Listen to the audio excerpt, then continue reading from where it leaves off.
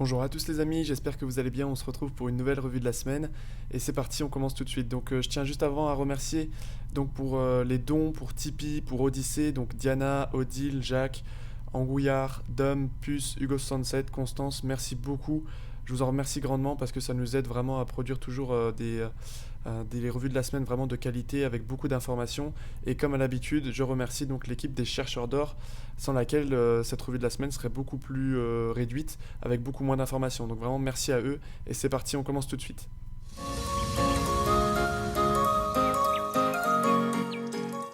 Donc vous en avez l'habitude, on commence donc avec les informations concernant le Covid. Première information, donc Covid-19, la Norvège établit un lien entre 13 décès et les effets secondaires du vaccin. Alors, 13 personnes âgées et à la santé fragile, bien entendu, sont décédées des suites de fièvre et nausées qui accompagnent dans certains cas la prise du vaccin Pfizer-BioNTech. On nous dit, pour les personnes les plus fragiles, même les effets secondaires relativement légers du vaccin peuvent avoir des conséquences graves. Pour ceux qui ont de toute façon une durée de vie restante très courte, le bénéfice du vaccin peut être marginal ou sans importance. Alors pourquoi est-ce que nous on est en train de vacciner les personnes fragiles et notamment les personnes âgées alors que là on a une étude en Norvège qui nous dit que les 13 personnes qui sont décédées du vaccin Pfizer, eux ce qu'ils en tirent c'est que finalement les risques qui sont un peu trop grands, les effets secondaires sont trop importants, ont des conséquences trop graves sur des personnes qui sont trop fragiles avec des comorbidités et on nous dit qu'en fait le bénéfice du vaccin peut être marginal ou sans importance. La question c'est pourquoi est-ce que en Norvège on tire cette conclusion et que ça n'a aucun impact sur nous en France. Ensuite, on a Mike Pompeo qui a révélé des informations qui pourraient relier le laboratoire chinois à l'épidémie de Covid-19. Donc voilà, selon lui, il y a un lien entre le laboratoire à Wuhan et le début de la pandémie. Et selon lui, il pourrait y avoir un lien de cause à effet avec notamment une intention derrière. Alors ensuite, on a la Californie qui demande l'arrêt temporaire des injections d'un lot du vaccin Moderna en raison d'un trop grand nombre d'effets indésirables. Une enquête est ouverte. Là encore, pourquoi est-ce qu'on ne tire pas des conclusions de ce qui se passe ailleurs ? Là, la Californie, ils rejettent pour le moment le vaccin Moderna parce qu'il y a beaucoup trop d'effets indésirables sur les personnes. On nous dit les doses du lot de Moderna sont soupçonnées de provoquer un nombre d'effets indésirables plus élevé que d'habitude.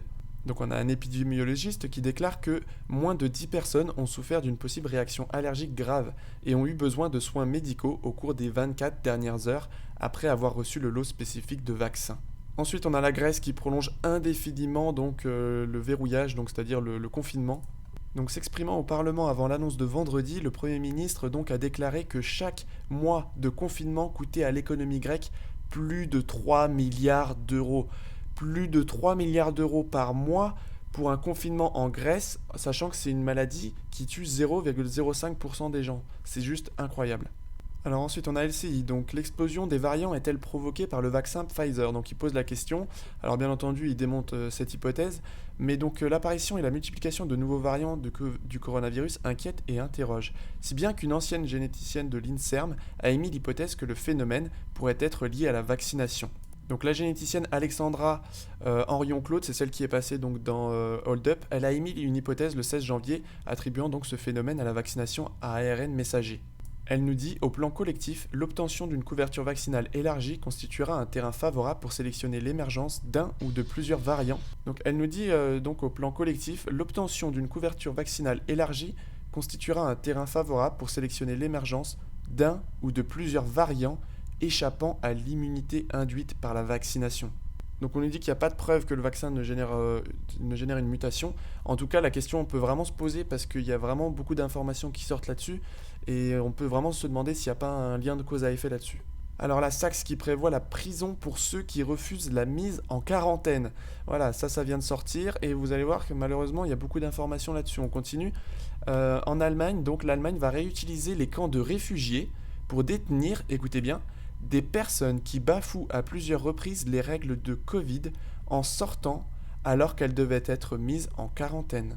Est-ce que vous vous rappelez, dans une dernière revue de la semaine, j'avais parlé de ce qui s'était passé en Suisse avec des skieurs qui avaient été mis en quarantaine et qui s'étaient évadés parce qu'ils ne voulaient pas rester en quarantaine, ils s'étaient évadés pour pouvoir rentrer chez eux.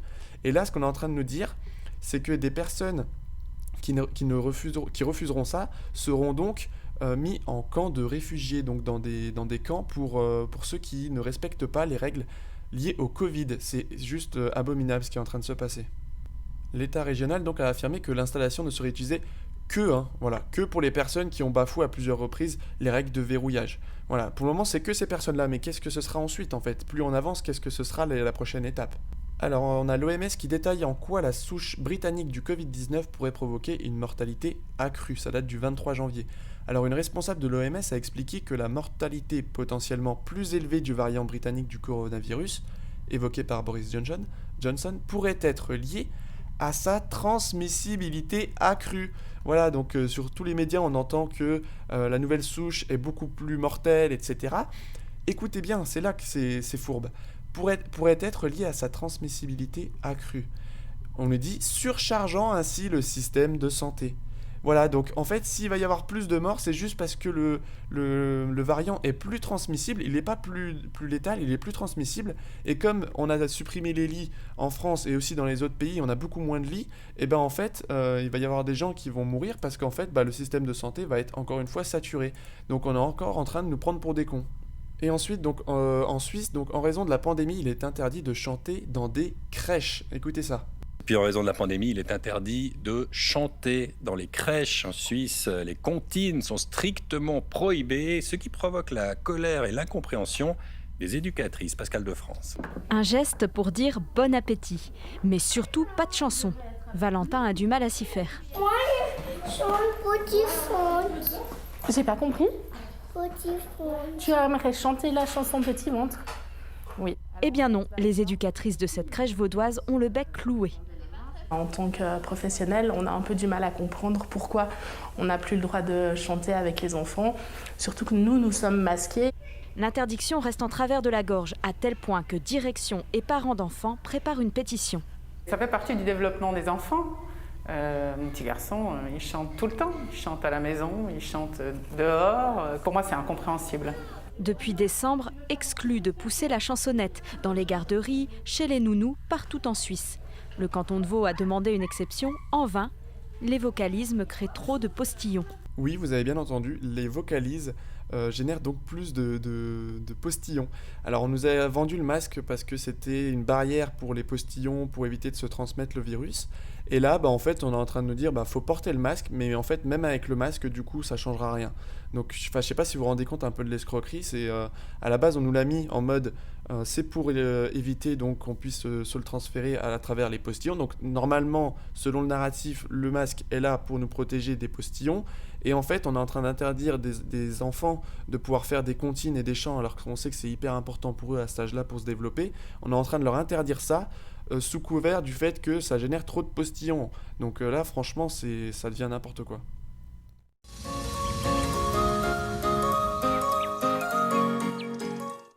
Allez, on enchaîne avec cet article du Monde là qui est venu taper en fait sur les décodeurs. Donc voilà, l'article c'est « On s'est fait balader, voilà tout comment une chaîne complotiste QAnon a vécu l'investiture de Joe Biden ». Donc ça a été publié le 21 janvier. Voilà, donc Le Monde est venu taper vraiment violemment sur les décodeurs, étant donné que c'est en France ceux qui sont, je pense, les plus connus et qui ont la plus grande audience. Et ils en ont profité donc pour venir vraiment taper sur tous les autres en même temps. Et vraiment essayer de taper sur le moral de nous tous en fait. Ils insistent vraiment sur l'investiture de Joe Biden pour taper sur le moral de ces personnes, pour essayer de vraiment déstabiliser ces personnes et leur faire changer d'avis. Voilà, donc après avoir lu vraiment cet article, on peut sentir vraiment que les journalistes sont clairement pas neutres, ils sont vraiment là pour... voilà, encore une fois, pour s'attaquer à eux. Et vraiment, il n'y a aucune neutralité, aucune sympathie, enfin, il n'y a rien du tout. C'est vraiment assez piètre comme niveau journalistique. Donc voilà, un grand soutien donc, aux décodeurs pour le travail qu'ils font, parce que c'est vraiment super ce qu'ils font. Bravo à eux. Ensuite, CNews, donc vaccination, 9 décès en France après la première injection, mais pas de lien avéré, bien sûr. Encore une fois, donc le ministre de la Santé a annoncé hier que 139 cas d'effets indésirables graves ou inattendus avaient été recensés en France depuis le début de la vaccination. Donc l'agence du médicament a précisé que 9 personnes étaient mortes Elles étaient malades et sous traitement lourd. Mais à ce stade, aucun lien n'a pu être établi avec le vaccin. Rassurez-vous, hein, on a 9 personnes qui meurent comme ça, mais c'est autre chose. Elles avaient d'autres maladies. Et encore une fois, je vais vous remettre la vidéo de Pascal Praud parce que voilà, il explique ça très bien. Alain Fischer, c'est Monsieur Vaccin. Il était ce matin sur RTL. Bon. Et on lui a posé la question, mais il y a des morts qui ont été vaccinés, ces gens de plus 80 ou 85. Et c'est ça qui m'amuse dans cette propagande, parce que j'en peux plus. Pardon. Qu'est-ce qu'il va répondre, Monsieur Fischer? Il va dire, ah ben oui, ben évidemment, c'est comorbidité, c'est leur état général.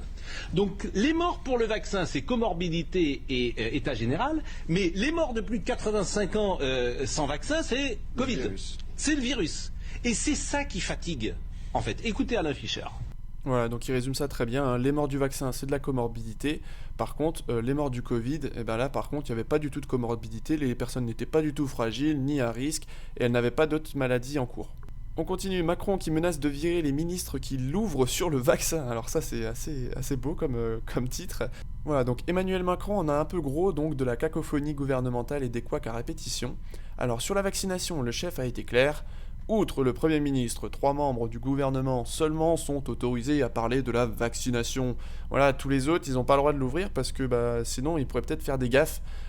Dire que voilà, il y a beaucoup d'effets indésirables, que le vaccin c'est peut-être pas forcément conseillé pour les personnes à risque comme on nous le dit en Norvège. Non, faut que ça soit juste le Premier ministre, 3 membres du gouvernement, donc le ministre de la Santé Olivier Véran, la ministre déléguée à l'Industrie et le porte-parole Gabriel Attal. Voilà, comme ça au moins ils sont sûrs, il n'y a pas de gaffe, il n'y a pas de choses qui sortent et tout le monde est content, le vaccin, tout va bien. Il me semblait pourtant qu'on était en démocratie et que le principe de la démocratie c'était de laisser la parole à tout le monde. Mais bon, je me suis peut-être trompé. Article du Parisien, donc on est plein tous les midis, immersion dans les restaurants qui ouvrent clandestinement. Malgré l'interdiction donc liée au Covid, des restaurateurs accueillent encore des convives dans leur arrière-salle. Nous avons pu manger dans certains d'entre eux où se mêlent à table policiers, magistrats ou simples fidèles du quartier. Il y a aussi, on a pu voir d'autres articles qui parlaient aussi, parce que là je peux pas le voir celui du Parisien, il y a aussi, on a vu d'autres articles qui parlaient aussi qu'il y avait des politiciens qui étaient là. Donc en fait, amis restaurateurs, on est en train de vous expliquer que les policiers, les magistrats, les politiciens, voilà, tous ceux qui sont dans certaines catégories sociales, eux, ils ont le droit d'aller dans des restaurants sans risquer grand-chose. Par contre, il faut vraiment que vous soyez fermés pour les gens du peuple. Il faut vraiment que vous soyez fermés. Voilà, donc je rejoins vraiment ce que dit Silvano, hein. Silvano, il appelle vraiment à ce que les restaurateurs, ils ouvrent. Franchement, c'est ce qu'il faut faire, c'est ce qui se passe en Italie, hein. Alors ensuite, donc un théâtre rempli pour les médias. Donc scandale, le théâtre du Châtelet est rempli par le public, avec distanciation, hein, pour donc France 2. La fermeture des salles théâtre et cinéma n'a donc aucune justification, il faut rouvrir. On est toujours dans cette géométrie variable, c'est-à-dire que pour le peuple basique, on va dire, pour nous, on n'a pas le droit donc d'aller dans des salles, dans des théâtres, dans des cinémas, ça c'est interdit pour nous. Par contre, si c'est pour France 2, là ça va, on peut prendre tout le monde, il n'y a pas de problème. Si c'est pour les médias, ça va. Donc là, voilà, ils se moquent ouvertement de nous, les mêmes médias donc qui nous vendent le virus de la peur à longueur de journée. Voilà, donc ils nous vendent ce virus qui fait vraiment peur, mais eux, est-ce qu'ils en ont vraiment peur de ce virus s'ils se réunissent comme ça? Je pense pas. Alors ensuite, 2 semaines après la rave party donc en Bretagne, on en a entendu beaucoup parler, hein, et c'était vraiment choquant d'entendre donc les journalistes, tous ceux qui intervenaient donc sur les plateaux télé pour venir encore une fois s'insurger donc de jeunes qui faisaient la fête. Donc en fait l'ARS n'a constaté aucun cluster. Voilà, donc moi ce que j'aimerais bien c'est que ces personnes qui sont venues d'une manière très violente et très méchante taper sur ces jeunes-là, qui s'excusent parce que finalement ils ont encore donc donné des fausses informations. Il n'y a eu aucun cluster.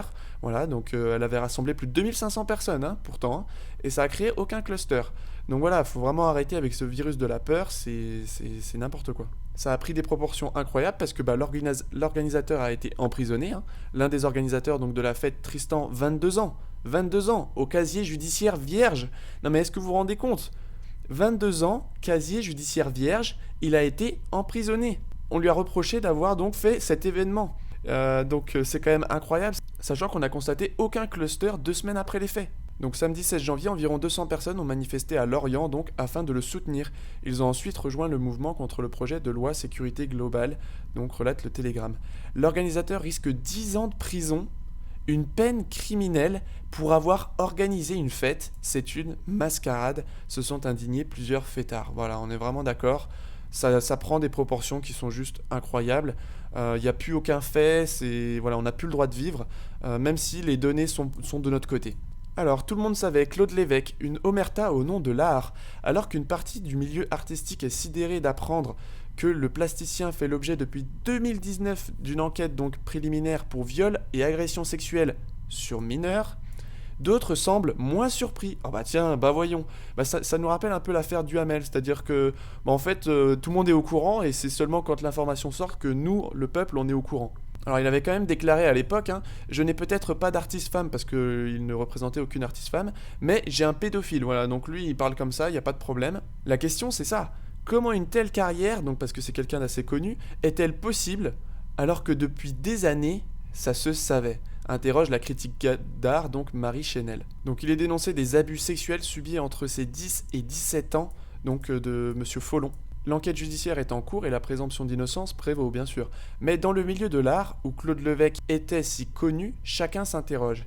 Qui n'a jamais aperçu l'artiste entouré d'adolescents plus ou moins jeunes à un vernissage, un dîner de galerie?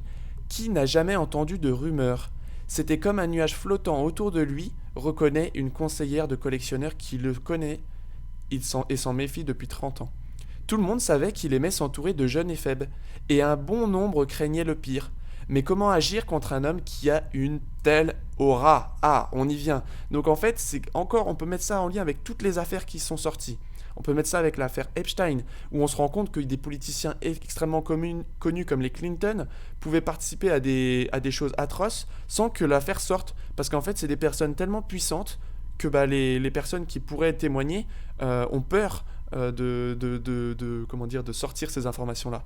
Donc voilà, quand on n'a que des rumeurs et qu'on n'est pas témoin de ces manœuvres, en fait, on ferme sa gueule.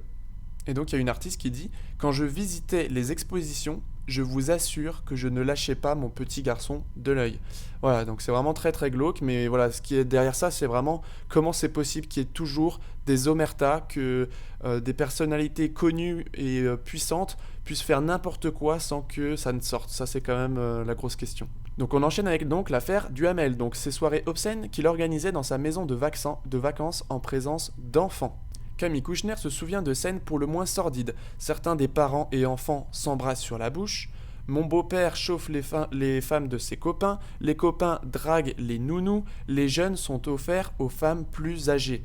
Alors je ne vais pas continuer parce qu'on arrive sur des choses encore plus hard. Mais franchement, c'est juste abominable des personnes comme ça. Et il y en a énormément. Et alors ce qui est marrant, c'est qu'on a ça qui vient de sortir. Le consentement sexuel à 13 ans, voté au Sénat. Alors la question c'est pourquoi maintenant? Pourquoi maintenant, juste après l'affaire Duhamel, où en plus c'est une personne de 14 ans? Donc là en fait ils sont en train de protéger Duhamel, c'est-à-dire qu'ils sortent la loi pile au bon moment pour sauver Duhamel. Donc ils disent un consentement sexuel à 13 ans, comme ça ils se mettent juste en dessous pour les accusations pour Duhamel, puisque lui c'était un enfant de 14 ans.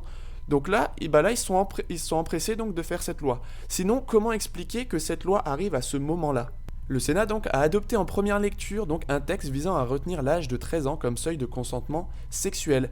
Les enfants en dessous de cet âge seront automatiquement déclarés comme non consentants lors d'un viol ou d'une agression sexuelle. Non mais est-ce que vous vous rendez compte de ce qu'ils viennent de voter? Et c'est incroyable parce que regardez, avec la majorité des votes, 343 voix pour sur 345 votants. 0 contre. On a eu 2 votes blancs, 343 personnes qui étaient d'accord pour voter ça, et 0 contre. La question c'est, est-ce que ces personnes qui sont au Sénat représentent le peuple? Est-ce que la majorité du peuple est d'accord avec cette loi-là? Non, ils sont juste là pour protéger leurs intérêts et protéger leurs amis. Alors on enchaîne avec Jack Lang. Et ces bruits insistants ne vous sont jamais arrivés aux oreilles? Cette rumeur d'inceste ne vous est jamais parvenue? Je ne fréquente pas ces milieux, moi. Je vis en dehors de tout ça. Je ne vis pas dans ces milieux dont vous parlez. Et je ne participe pas à des mondanités qui me sont totalement étrangères. Bon, donc, par conséquent, encore une fois, j'ai découvert, comme vous, en lisant ici ou là, ce qui se passait. Bon, alors moi, j'aimerais bien te croire, Jacques. Mais bon, j'ai quand même voulu vérifier, en fait, si t'étais honnête. Et du coup, j'ai envoyé mon équipe de chercheurs d'or au front pour vérifier un peu ces informations. Donc toi, tu nous dis que tu ne fréquentes pas ces milieux-là, que tu n'es vraiment pas, donc, que tu ne participes pas dans ces mondanités, hein, comme tu dis, et que tu as découvert ça comme nous, en même temps que nous.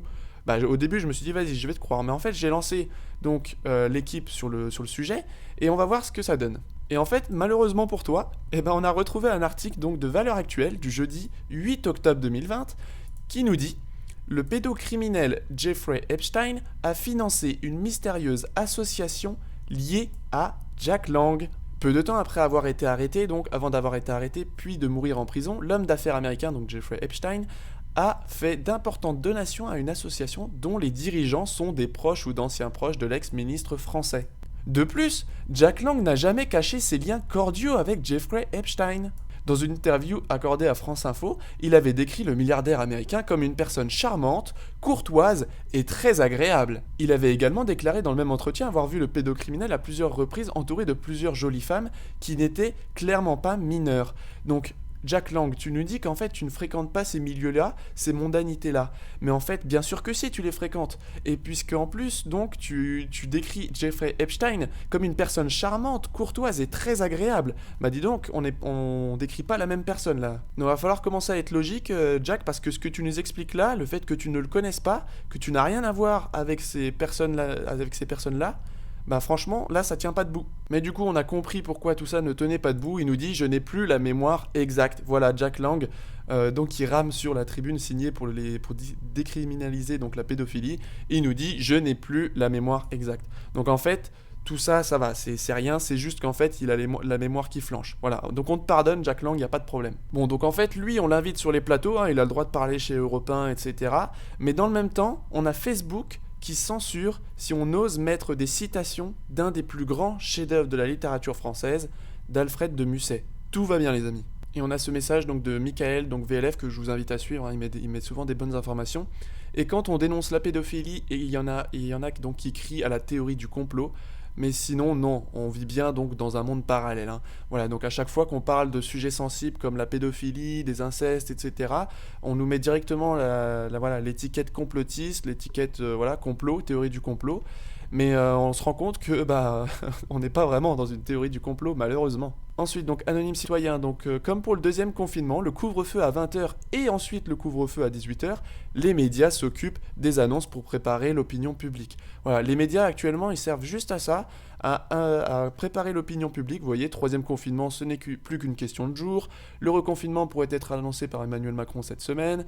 Le spectre d'un troisième confinement, vers un troisième confinement dès cette semaine. Voilà, donc eux, ils sont juste là pour préparer l'opinion publique pour que le troisième confinement passe un petit peu mieux que si c'est le gouvernement qui arrive directement face aux Français pour l'annoncer. Alors, information assez drôle, malheureusement.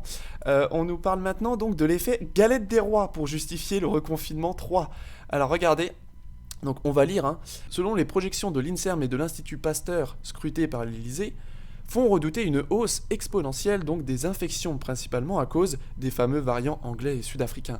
Sans compter la crainte d'un effet galette des rois évoqué par certains experts s'il s'avérait que les familles ont baissé la garde pendant l'épiphanie. Donc vous ne rêvez pas, après l'effet apéro, après l'effet goûter, voici l'effet galette des rois, et bientôt l'effet Chandler. Donc on nous explique donc qu'à chaque fois, on n'a plus le droit de se réunir, on n'a plus le droit de faire de petites fêtes ou de petits repas. Voilà, on n'a plus rien le droit de faire. La question que pose Philippot, donc y a-t-il encore des gens censés pour avaler cette pseudo-science? Ça c'est la question. Donc un nouveau confinement évoqué pour le vendredi 5 février, voilà, je vous apprends rien, donc de France Soir.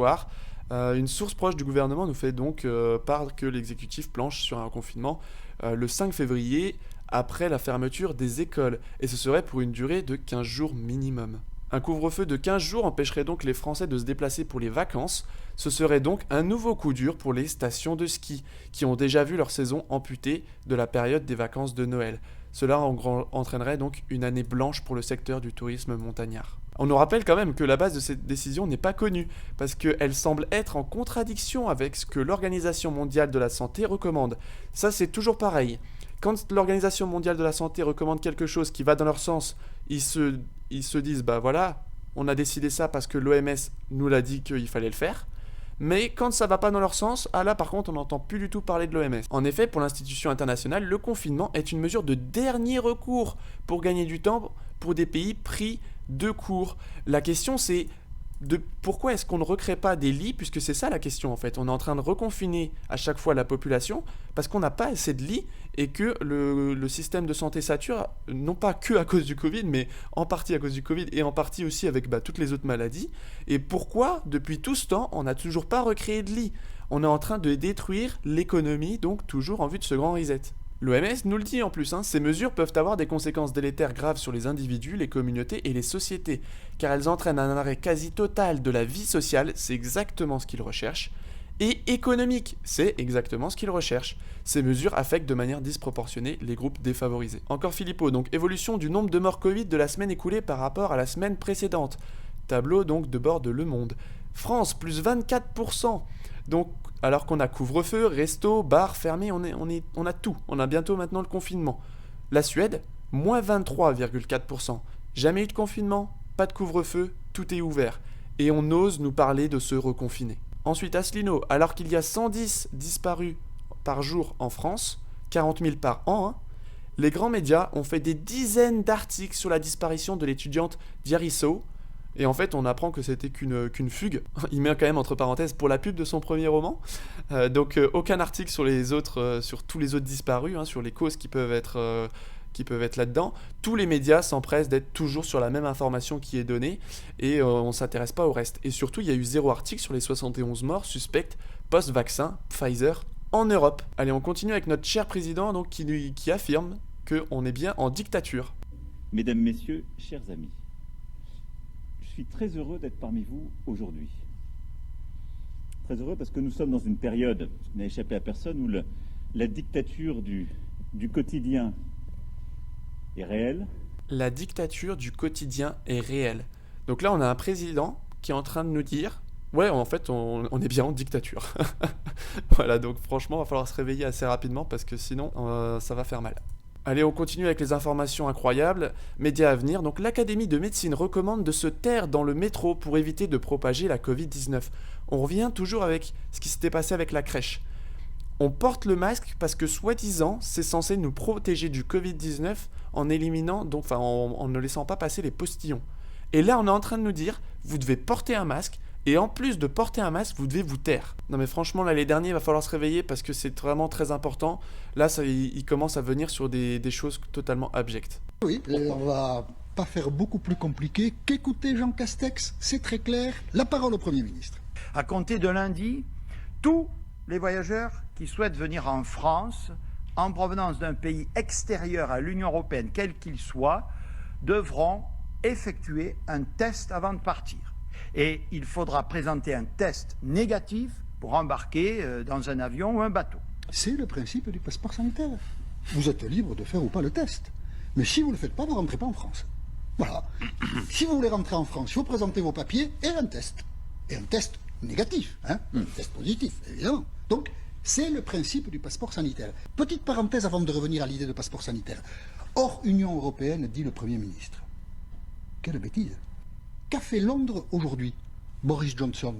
Il interdit la Grande-Bretagne aux ressortissants portugais. Pourquoi? Parce que a été repéré au Portugal des contaminés avec une souche brésilienne qui commence à inquiéter beaucoup les autorités sanitaires. Alors Londres dit les Portugais non, donc les Portugais vont rentrer en France. Comment? Les Portugais. Revenons une seconde au passeport sanitaire. Vous vous souvenez de la polémique en décembre? Qu'avait décidé le gouvernement un lundi avant de le retirer le mardi? Il avait décidé ceci, très précisément, qui a été hué, ça a été scandaleux. Dans le projet de loi qu'il présentait, il autorisait le Premier ministre à subordonner des déplacements de personnes à la présentation de résultats d'un test de dépistage et de l'administration d'un vaccin. On dit que les Israéliens sont les cadors de la vaccination. C'est pas faux, ils n'ont pas été très bons dans la circulation du virus, mais là ils vaccinent beaucoup. Et que font les autorités israéliennes? Passeport sanitaire. Si vous ne vous faites pas vacciner, vous ne pouvez plus bouger dans la société comme ceux qui se font vacciner.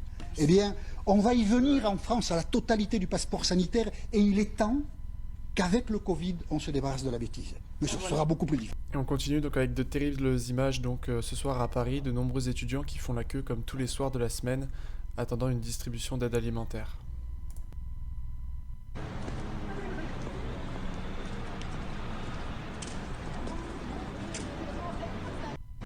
Donc on a Filippo, au fait, où en est le supercluster qui devait suivre donc la rave party bretonne, où se cachent les hystériques alors scandalisés, qui exigeaient l'envoi de la troupe à ces gamins qui auraient secrètement aimé qu'on leur fiche une balle dans la tête.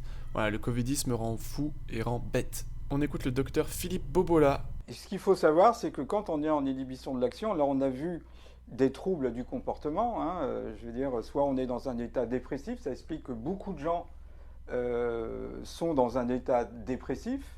Il y a une montée en puissance des suicides, une augmentation des violences conjugales, comme je l'ai dit, de l'agressivité des adultes sur les enfants.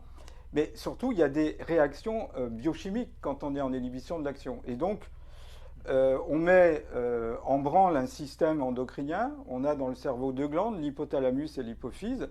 Donc, l'hypothalamus, en inhibition de l'action, active l'hypophyse. Et l'hypophyse va agir sur une glande que nous avons au niveau des reins, la cortico-surrénale. Nous avons deux reins, donc deux glandes cortico-surrénales. Et en inhibition de l'action, elles émettent une famille de molécules qu'on appelle les glucocorticoïdes, dont la plus connue est le cortisol. Et il se trouve que cette molécule, ou cette famille de molécules, abaisse la défense immunitaire. Donc dans une période où on est censé plutôt se protéger d'un virus... C'est paradoxal. Il y a une contradiction. Et il y a une contradiction, c'est-à-dire en confinant les gens, on les met en inhibition de l'action, on abaisse leur défense immunitaire, et évidemment, on augmente la fragilité vis-à-vis de ce virus, le SARS-CoV-2. Donc il y a un peu un paradoxe, c'est-à-dire que si on pouvait bouger, le fait de pouvoir sortir, aussitôt ça augmente la défense immunitaire.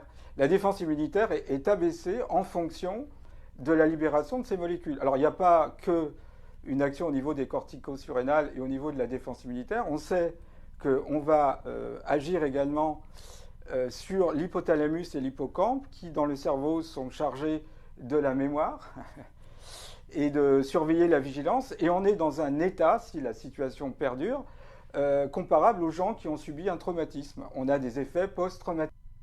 Alors on continue avec le génial Castex, donc qui exige un test négatif Covid-19 des voyageurs venant de tous ces différents pays, alors que regardez le nombre de morts du Covid par million d'habitants. Donc par contre, entrent librement en France, sans test, les voyageurs de tous ces pays-là, où c'est là où il y a le plus de morts par million d'habitants. Alors couvre-feu, donc le ras-le-bol des Français commence à se faire sentir, et il y a une défiance de plus en plus importante. Centralisation des décisions, ça on est d'accord, mépris des élus, par contre retard dans la vaccination, ça non. La gestion de l'épidémie par le gouvernement suscite de vives critiques. On continue, le licenciement secret de Jérôme Salomon de l'Institut Pasteur en 2012 refait surface. Le Parisien révèle les dessous du licenciement de l'actuel directeur général de la santé de l'Institut Pasteur en 2012. Selon ses sources, le cumul de fonctions désignées comme raison de son départ n'est qu'un artifice. L'avocat de Jérôme Salomon souligne pour sa part le licenciement fluide de son client de l'Institut. Alors en fait, il y a eu un courrier anonyme. Donc selon les informations du quotidien, 2 chercheuses de l'Institut de Pasteur reçoivent dans le même temps une lettre anonyme dactylographiée dont l'auteur, un salarié au service support, accuse un haut responsable de l'organisme de harcèlement sexuel, corruption et menace de mort. On peut lire « Je veux que ce cauchemar cesse. Je crois que je vais vraiment finir par craquer et sauter bientôt d'une terrasse du BIME. » La victime supposée dénonce des faits de pédophilie, zoophilie et sadomasochisme. Le corbeau de la lettre serait Salomon. Une enquête préliminaire est alors confiée à la brigade, donc, suite au signalement d'Alice Dautry, la directrice générale de l'Institut Pasteur. L'accusé et un autre salarié travaillant auprès de la directrice générale croient reconnaître le possible corbeau en la personne de Jérôme Salomon. Allez, on continue. Un ex-conseiller élyséen recasé à LREM après sa condamnation pour violence conjugale. Vous voyez comme quoi, même si on traîne des casseroles derrière soi, on peut toujours être pris chez LREM, il n'y a pas de problème. Condamné en septembre pour violence envers son ex-compagne à 3 000 € d'amende avec sursis, Jérôme Perra avait dû quitter son poste de conseiller auprès d'Emmanuel Macron. Difficile de rester à l'Élysée alors que le chef de l'État a fait de la lutte contre les violences faites aux femmes la plus grande cause de son quinquennat. Mais visiblement, cela n'empêche pas d'aller bosser du côté de LREM. Couvre-feu 18h, donc on a le droit de déroger, alors faisons-le, lance un maire breton. Donc on va continuer à ouvrir les écoles, les crèches, les centres de loisirs, les centres d'accueil jusqu'aux horaires classiques, parce que sinon ce sont toujours les plus défavorisés qui trinquent. Il nous dit « Si nous étions en crise, je n'aurais pas du tout cette réaction. On a le droit de déroger, alors faisons-le. » Alors, des députés qui souhaitent rendre possible le vote par correspondance pour la présidentielle de 2022, alors que l'Assemblée nationale s'apprête à examiner en séance plénière les modalités du scrutin de la présidentielle 2022, des députés non inscrits ont déposé un amendement visant à élargir le vote par correspondance à l'ensemble du corps électoral. Marion Maréchal a évoqué une démarche qui a de quoi interpeller, rappelant que ce dispositif a été accusé aux États-Unis par Donald Trump et ses partisans de faciliter la fraude électorale. Ah bah c'est peut-être pour ça en fait qu'ils veulent le faire passer. Alors nous sommes face à des mouvements violents et disséminés, des dizaines d'antennes relais vandalisées en France. En 2020, en France, 70 antennes relais ont été vandalisées, rapporte Europe 1.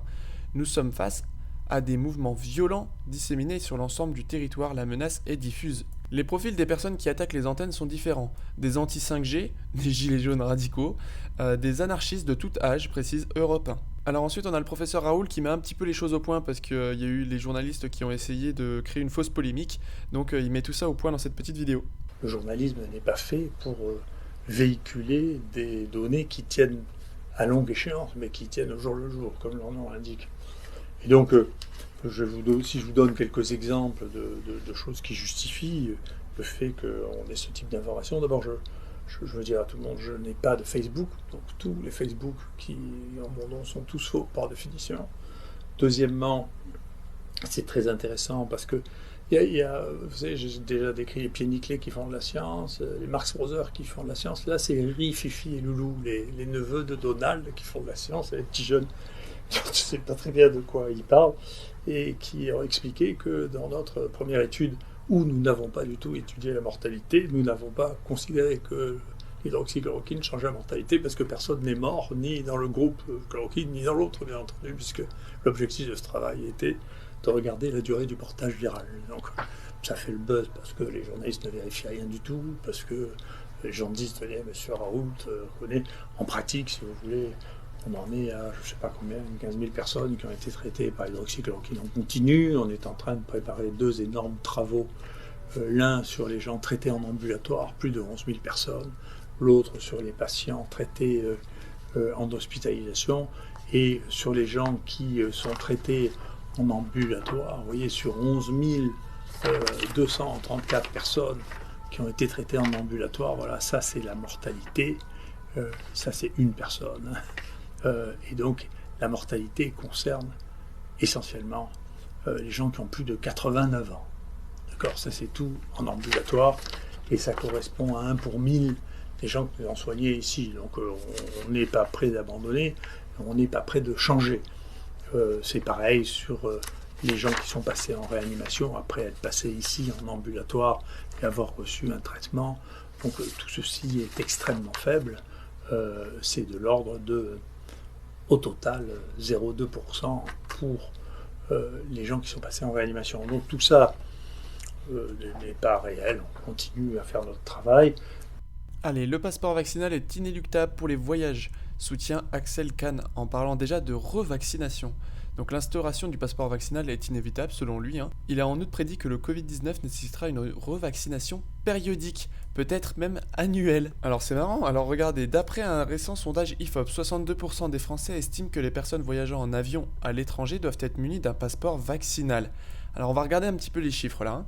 Donc 62% des Français qui en gros sont favorables à un passeport vaccinal, à un passeport sanitaire. Et on nous dit après que seulement 54% se déclarent favorables à la vaccination contre le Covid-19. Donc on est en train de nous dire qu'il y a des Français qui ne sont pas pour le fait de se faire vacciner, mais qui seraient favorables à un passeport vaccinal. C'est ce que nous disent ces chiffres-là qui sont quand même incroyables. Et en plus, je tiens à préciser que 54% qui se disent favorables à la vaccination contre le Covid, là, il faudrait nous expliquer parce qu'on était beaucoup plus bas il y a quelques semaines. Et je pense pas que c'est les effets secondaires qui viennent de sortir et les décès qui viennent de s'accumuler qui vont faire augmenter ce pourcentage. Allez, on termine donc la partie France avec Francis Lalanne qui lance un appel à renverser Macron sur un site complotiste. Donc le chanteur appelle à un coup d'État, des propos passibles de poursuites judiciaires et de 75 000 € d'amende. Il explique que le gouvernement instaure la tyrannie en criminalisant les Français au nom du coronavirus, on est d'accord. Le chef de l'État et son gouvernement s'essuient les pieds sur le droit républicain comme sur un paillasson. Le gouvernement est en train de commettre insidieusement un coup d'État au nom de la Covid et s'apprête à instituer la tyrannie comme un avatar de la République à l'issue du peuple français. Alors lui, il mâche pas ses mots, hein. Franchement, bravo à lui. Donc il appelle donc à la désobéissance civile et il demande aussi à l'armée donc de prendre les armes pour mettre hors d'état de nuire le président de la République. Donc il leur demande de mettre fin à l'exercice du mandat de l'actuel président de la République et de le faire comparaître devant un tribunal constitué en haute cour pour répondre du chef de haute trahison.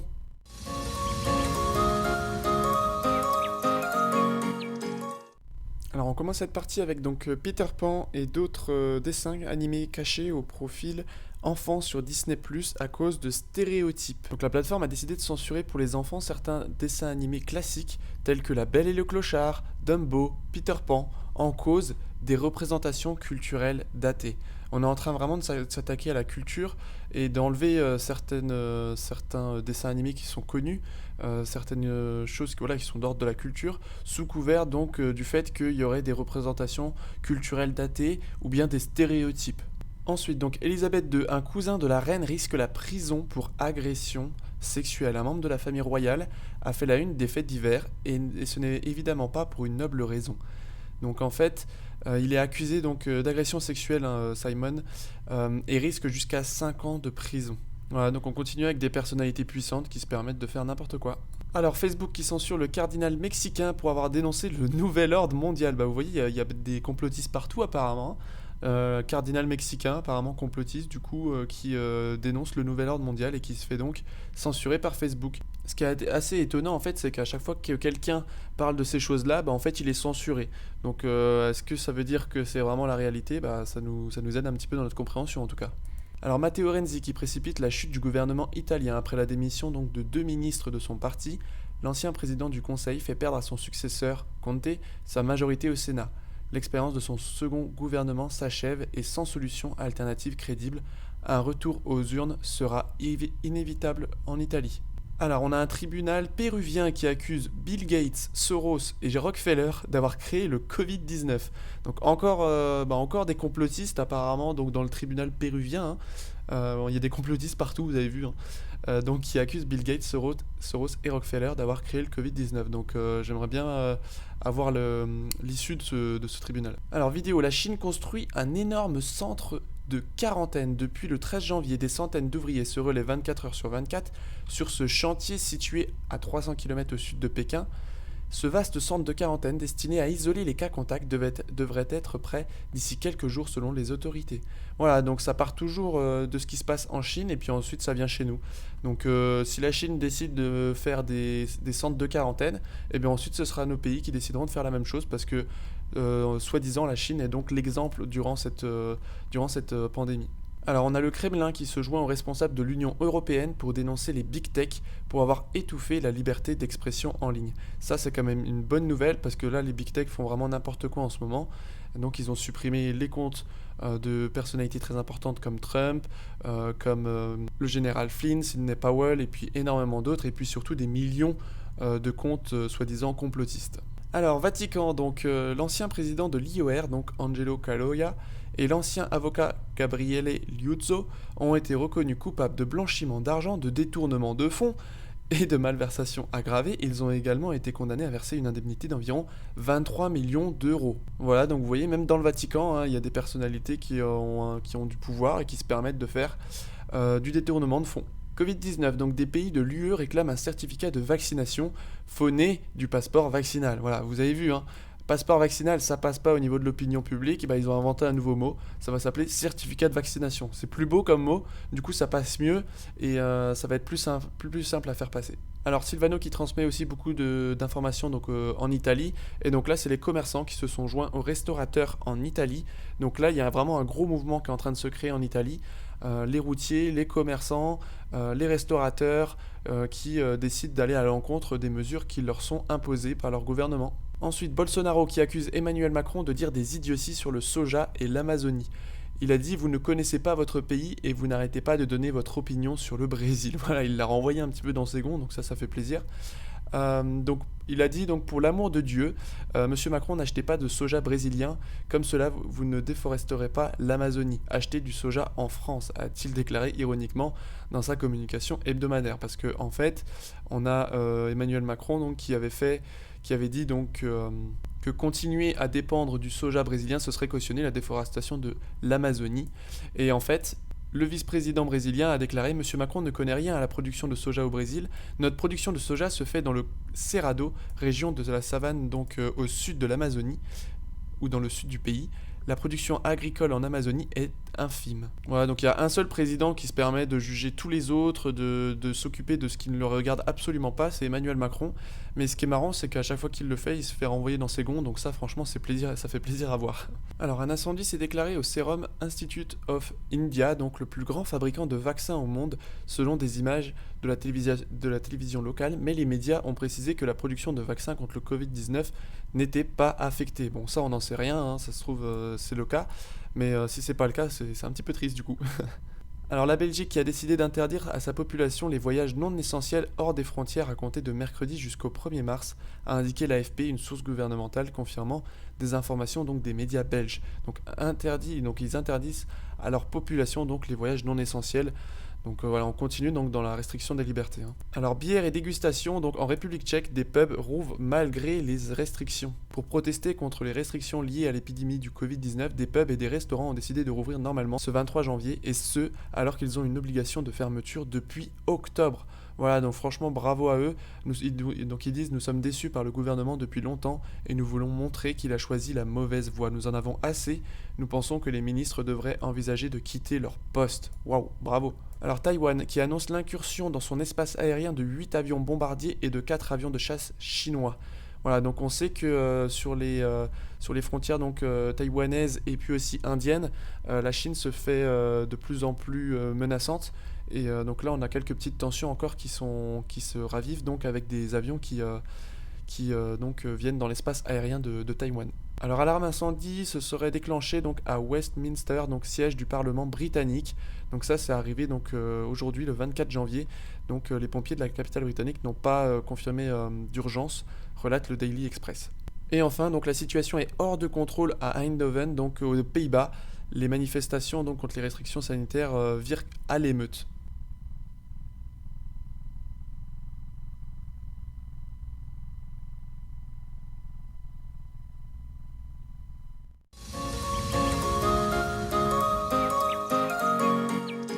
On y va maintenant avec les États-Unis. Donc Trump bannit de Twitter, les fake news électorales ont baissé de 73% depuis ce moment. Dans la semaine qui a suivi le bannissement de Trump et de certains de ses soutiens, alors il dit certains, alors qu'on compte ça en millions maintenant, le nombre de publications évoquant la fraude électorale sur les réseaux sociaux a chuté de 2,5 millions à 688 000. Voilà, ça les arrange bien. Twitter, c'était là où on parlait donc de toutes les preuves de fraude électorale aux États-Unis. Désormais, vu que tous ces comptes sont bannis, automatiquement ça baisse. Donc ça, ils en sont très heureux. On se rend compte déjà que Twitter n'est absolument pas impartial, qui s'érige en tant que détenteur de la vérité, ce qu'il n'est absolument pas. Et puis, il devrait laisser les gens faire leurs propres recherches et laisser les gens donc vérifier s'il y a fraude ou s'il n'y a pas fraude. Et c'est pas du tout à eux de décider s'il y a fraude ou s'il n'y a pas fraude. Et là, on est en train de se rendre compte que eux ne cherchent même pas à savoir s'il y a fraude ou pas, ils bannissent. Alors, Joe Biden, donc l'accusatrice Tara Reade, elle a accusé Joe Biden donc d'agression sexuelle, terriblement douloureux maintenant de voir cet homme donc qui m'a agressé prendre ses fonctions de président de la République. On continue, donc Joe Biden, donc la vidéo d'inauguration de Joe Biden est si impopulaire sur YouTube qu'elle est désormais non répertoriée sur le compte YouTube de la Maison Blanche. Je sais pas si vous vous rendez compte, je sais pas si vous en rendez compte, regardez cette photographie. Donc on a 3600 likes et on a 13 000 dislikes. Et on a seulement 321 000 vues pour l'inauguration de Biden. Et on est en train de nous faire gober que cet homme-là a eu 80 millions de voix. Voilà, donc on se rend compte que tout ça c'est vraiment une blague. Et là on s'en rend compte avec toutes ces petites preuves qui s'accumulent. Alors le magnat de Victoria's Secret, donc les Wexner, a laissé Jeffrey Epstein abuser de jeunes filles dans son méga manoir tentaculaire de l'Ohio, tandis que le pédophile se faisait passer pour un dépisteur de mannequins pour recruter ses victimes, selon un nouveau procès à la bombe. Voilà, donc on voit que l'affaire Epstein, elle est pas terminée et elle sera pratiquement jamais terminé parce que ce mec avait tellement de contacts, de personnalités très connues, et c'était vraiment le repère pour une grande partie de cette caste, que il y aura toujours des choses qui vont commencer à sortir et d'autres qui vont mener à d'autres personnes, et donc cette affaire elle est loin d'être terminée. Alors le plan Biden pour favoriser l'égalité LGBTQ+ en Amérique et dans le monde. Voilà, donc lui, notre ami Biden, il est pour donc l'égalité donc avec les LGBTQ+, donc en Amérique mais aussi dans le monde. Ça c'est son programme pour Joe Biden. Alors flash, le procès de destitution de l'ex-président Donald Trump débutera le 8 février prochain. S'il ne peut plus être destitué, une condamnation pourrait lui valoir une interdiction d'exercer tout nouveau mandat politique. Voilà, donc on se rend compte que les démocrates, ils ont peur et ils continuent dans cette idée de destitution du président Donald Trump alors qu'il n'est soi-disant plus donc le président. Alors Jeanne Traduction, donc Twitter qui refuse de supprimer du contenu pédopornographique, car cela, je cite, n'enfreint pas les règles de la communauté. La censure à géométrie variable. Par contre, si nous on donne notre avis, c'est impossible. Trafiquer des enfants, oui. Voilà, mais ça c'est pour Twitter, mais c'est aussi pour Facebook, c'est aussi sur YouTube. YouTube, voilà, je me suis fait sanctionner juste parce que je donne mon point de vue et parce que je donne des informations qui sont vérifiables. Voilà, donc si on donne notre avis, là par contre on se fait censurer. Par contre, si on balance du contenu pédopornographique, là par contre il n'y a pas de problème, ça n'enfreint pas les règles de la communauté. Voilà, donc faites bien attention, il faut bien faire la distinction, hein, des fois c'est difficile. Alors, Sylvano, oula, les GAFAM donc ferment des comptes de l'extrême gauche US, Antifa, etc. La plupart des ONG de Soros. Soit ils veulent faire les beaux car ils perdent des milliards, soit il se passe un truc. En effet, c'est l'une ou l'autre. Là, il y a les GAFAD qui d'habitude s'attaquent que au même camp, hein, c'est-à-dire au camp de Trump, etc. Et là, ils sont en train de s'attaquer à l'autre camp, le camp Antifa, hein, qui quand même aurait pu être censuré depuis longtemps, surtout depuis les manifestations qu'il y a pu avoir aux États-Unis pendant le mandat de Trump.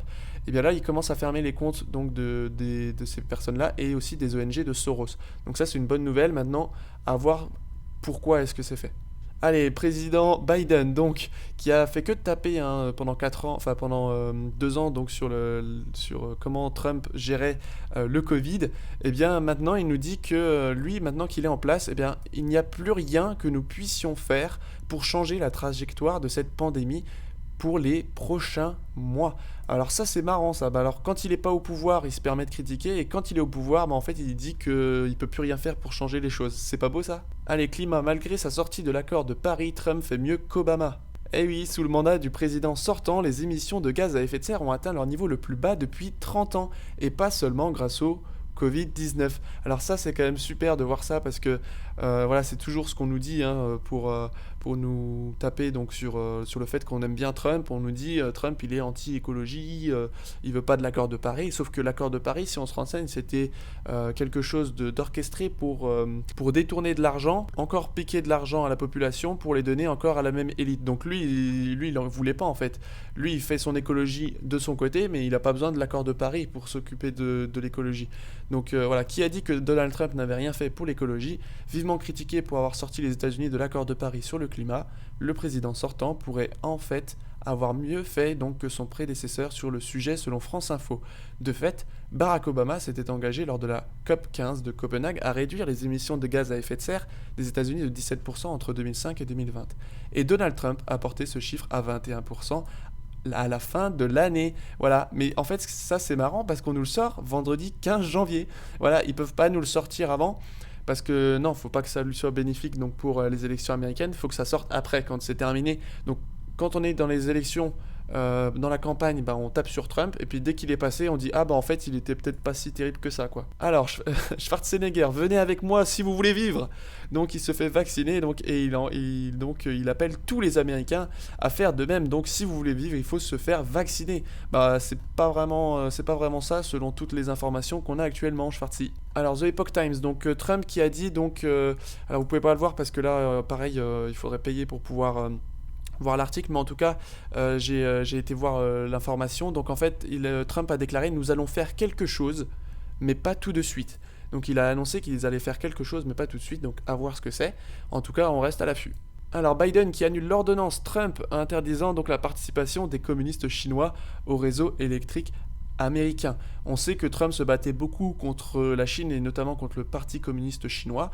Et on sait les liens que Biden a avec le PCC, donc le Parti communiste chinois. Donc c'est normal, hein, Biden va de nouveau manger à la table des Chinois. Et enfin, donc Airbnb qui offre une aide à Biden pour la distribution de vaccins contre le coronavirus. Donc on a déjà vu, hein, Twitter, Facebook, YouTube, Airbnb, tout ça c'est les mêmes à Apple. Ils sont tous du côté Biden et ils sont tous anti-Trump. Et ça se comprend notamment aux actions qui sont menées par Trump, qui étaient menées par Trump, donc pour s'attaquer à ces GAFA. Et bien voilà, cette revue de la semaine elle est terminée. J'espère vraiment qu'elle vous a plu. J'ai essayé de la faire un petit peu plus courte. Et puis on se donne rendez-vous pour une prochaine revue de la semaine. Allez, ciao.